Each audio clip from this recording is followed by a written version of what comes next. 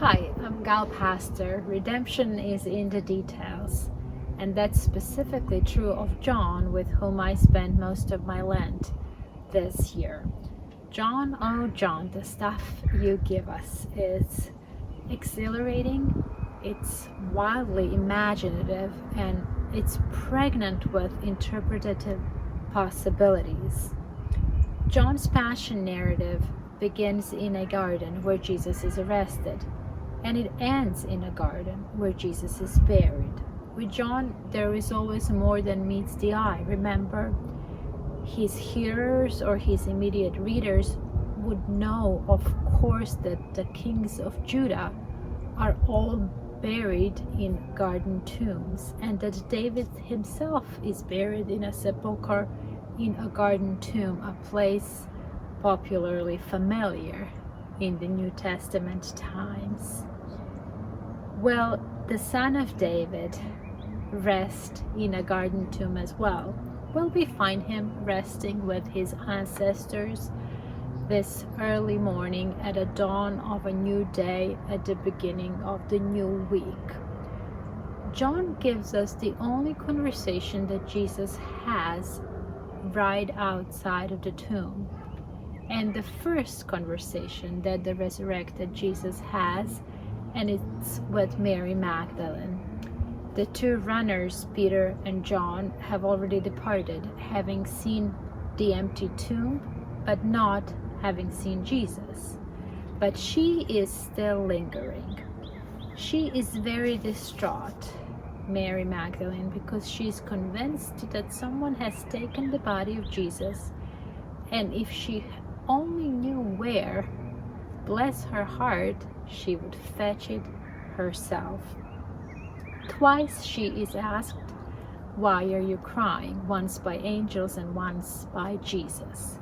The last time God asked a human this question was in front of the Red Sea, when Moses cried, and God told him to just raise his staff and get the people moving, and the waters will part. If there is any significance here with that question asked then and now, the thing I can think of is the common denominator in capital letters: the power of God displayed. On one hand we have tears, on another the power of God, on a totally different scale than the problem that caused the tears in the first place. So Jesus asked Mary a second question, and that is, who are you looking for? He asked that in the previous Garden of Gethsemane as well, when the crowd came to take him away, and now it's kind of bookended here. Make of this whatever your spiritual imagination will let you. I'm thinking it's always him. We're all always looking for him, whether we know it or not. And then Mary's precious response: thinking he was the gardener, she said, "Sir, if you have carried him away, tell me where you have put him, and I will get him." For centuries, the readers and interpreters of the word have been puzzled and tickled by this. Why, oh why, did she confuse Jesus for a gardener? Was it just the context where they found themselves? Was it the smell about him? Remember, he was covered in 75 pounds of myrrh and aloe that Nicodemus brought for the burial. He must have smelled wonderful. Was it what he was wearing? Did he borrow gardener's clothes? We know that the linens were neatly folded in the tomb, but those were not his clothes. Those were the wrappings that were part of the burial process. This case of mistaken identity has inspired many artists through the centuries, and especially in the 15th and 16th century, where art representing Jesus portrayed him often in some sort of a gardener getup. Variety of gardening tools around him. Sometimes here he has a shovel, there he has a hoe. Somewhere else he has a floppy gardener hat on his head. And sometimes it is a complete gardener's getup. Look it up. If you look up Noli me tangere titles, which is Latin for do not hold on to me, which is what Jesus says to Mary, you will find some of this art. Look up Lavinia Fontana or Tizian, whose first draft of his painting Noli me tangere had Jesus wearing a gardener's hat. I just love this imagery. It doesn't fit him at all, but then again, it fits him just perfectly.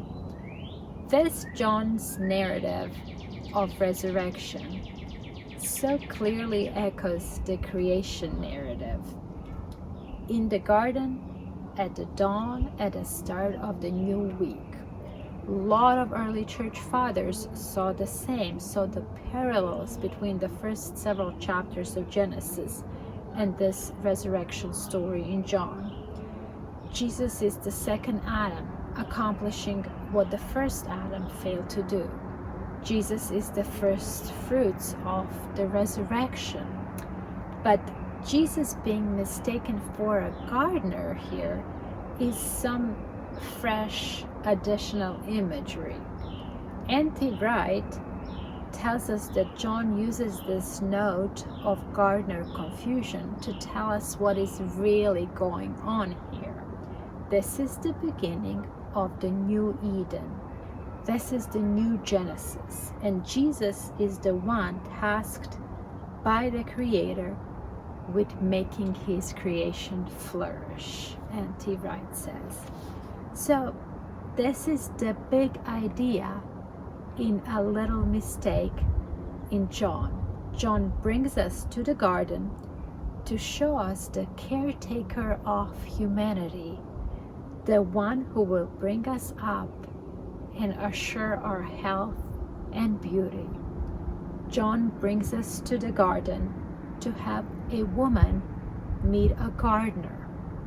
It is earthy, it is dusty. He is naming her, and she only recognizes him when he speaks that name he called her. He talks to her about my Father and your Father, my God and your God. We have the same Father. There is a familiarity here, and he invites her into that bond. Who are you looking for? It's here and now. Look no more. Together we are starting all over. John is rewriting Genesis as it were. It is like John is saying here, in the beginning was the Word, and the Word made the garden, and the Word was in the garden, and the Word was the gardener. In him was life, and that life was the light of all humankind.